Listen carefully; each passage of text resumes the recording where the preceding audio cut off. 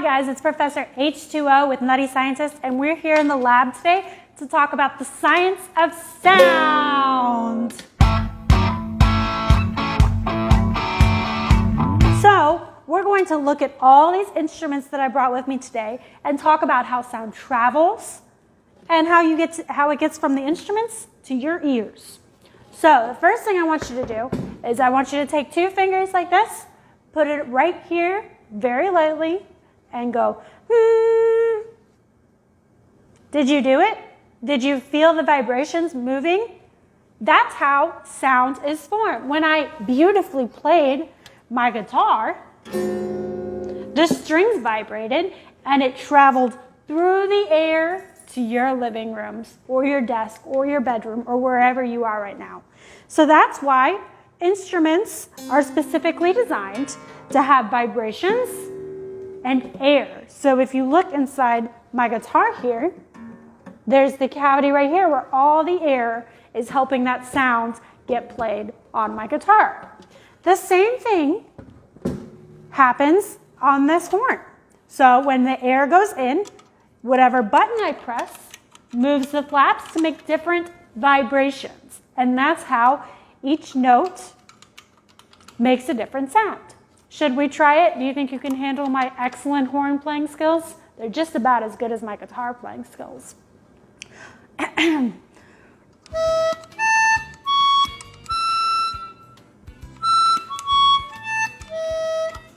Pretty cool, right? And that's why this too, all part of the design. It's not just for good look. This is actually what is creating the sound. There's a really cool toy that some of you hopefully recognize called a phone, a string phone. And this was also used to carry sound. Unfortunately, all of my scientists are not here today because we're practicing good social distancing. But normally, I would be able to try this out on you.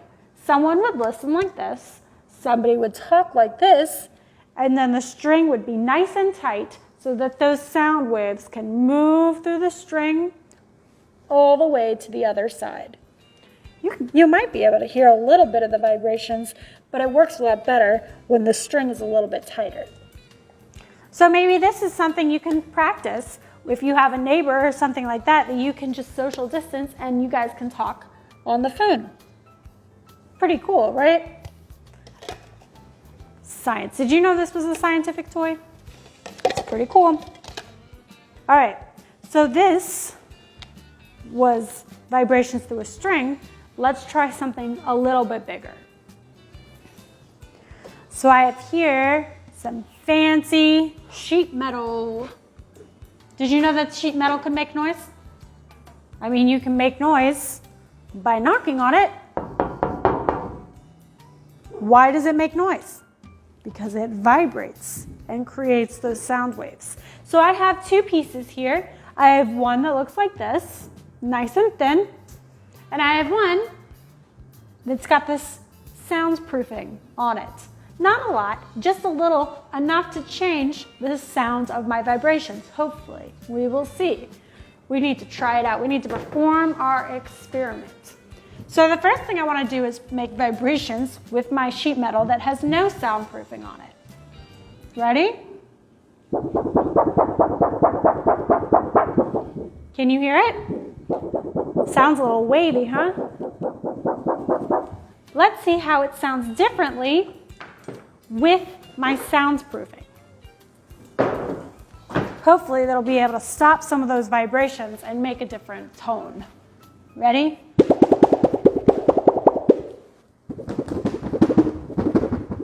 It really, I think, slows those vibrations down so it sounds a little lower, a lower tone, because it's got this soundproofing to help it out. That's really fun. All right, you ready for some more vibrations? This one you're not going to be able to hear, but you'll be able to see them. You say, Professor H2O, how am I supposed to see vibrations? Well, I'm going to show you. So I have here, it's not an instrument, but people use it to help their instruments stay in tune. My guitar, not so in tune. It needs one of these. This is called a tuning fork. So it's not something you would eat with. This is not musicians sitting at home eating with their tuning forks. This is actually how all the instruments in the band stay in key. So when they hit it and listen, they can hear the vibrations and they can make sure that they're all in the same key. So I told you could see it. You're probably not going to be able to see it here, but it is moving super quickly. It may look a little bit blurry if you can see it well. But let's see what these vibrations can do. So I have my ping pong ball structure here, and we're going to try and move my ping pong ball without touching it with my hands. I'm going to just barely move. I'm not going to move the tuning fork at all, and we're going to see if it'll move the ping pong ball.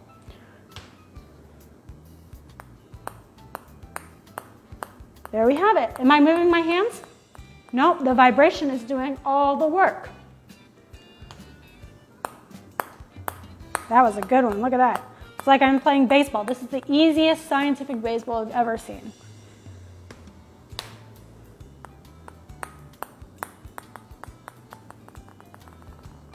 Really cool.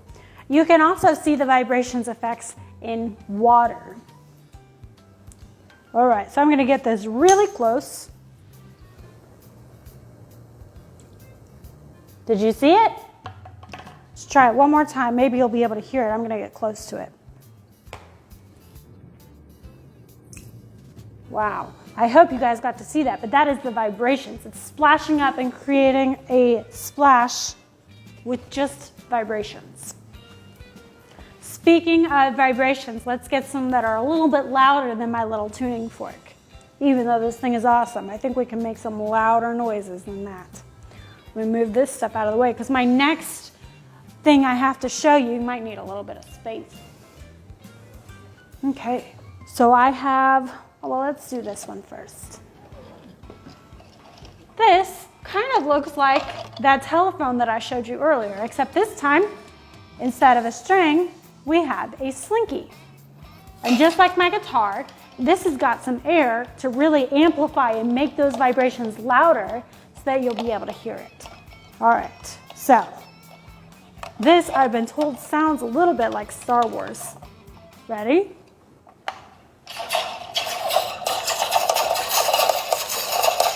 Does it sound like a battle is going on?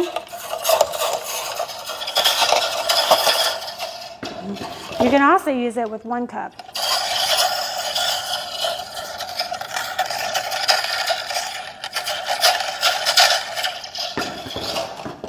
Pretty cool, right? So that slinky, I guess that's not vibrations. The slinky is making vibration sounds even though you can't really hear it too much. Let's just do it like a jump rope. You can even hear it just a little bit there. The sounds of the slinky amplified through the sounds of the cup. All right. More vibrations. In comes Mr. Vibrations himself. Do you hear it? It sounds like a scientific shark coming right at you. This is called the thunder stick. So what it does is it's kind of like the slinky, except the pieces are much closer together. It's like a spring. So the spring beats on the back like a drum, and the vibrations are echoed through this tube. So you can either do this very slowly and make soft vibrations, or you can do it really loud. You may want to plug your ears for this. So the more the spring moves, the louder the vibrations. What you can also do is you can pull the spring back. Sounds like thunder. Very loud thunder. If I heard that thunder, I'd be a little nervous. But this one is really cool. I love the different tones of the vibration that you can make. You can make it soft, you can make it loud, depending on which way you move it. It also would not make the same sound if the tube was cut off here. It travels, all those sound waves travel all the way through this tube. And each time, it changes the way the vibrations travel to you through the air. All right, now, let's see some really cool instruments. I hope that I've got a couple that you've never seen before. We have our rain stick. We have this. We have a fish. It does look like a fish, doesn't it? We have our chain. And we have Mr. Frog. We will save him for last. So, vibrations and air. If this was stuffed with beads, my rain stick, this is my rain stick, if it was stuffed with beads, there would be nowhere for the beads to go when I moved it. It has to move through that air to make those sound waves. So, you can go slow.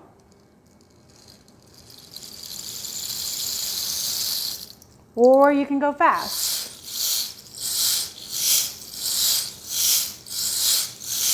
And those beads are sliding around, making that noise. All right, let's do. These may look similar. Do you think that they're going to make the same sound? Probably not, because they're different shapes. So the way that they're shaped is going to affect the sound that they can create.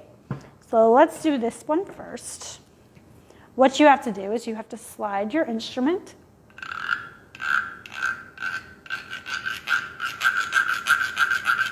And that's how it makes the noise. So remember this sound. Ready? And then I'll play the fish and you can see if it sounds the same. You ready? Remember this sound. All right, let's try our fish. Do they sound the same? No, they look a lot alike, but they do not sound the same. And our fish has somewhere for you to hold it. What is also interesting is if you look at my stick, one side is smaller than the other one.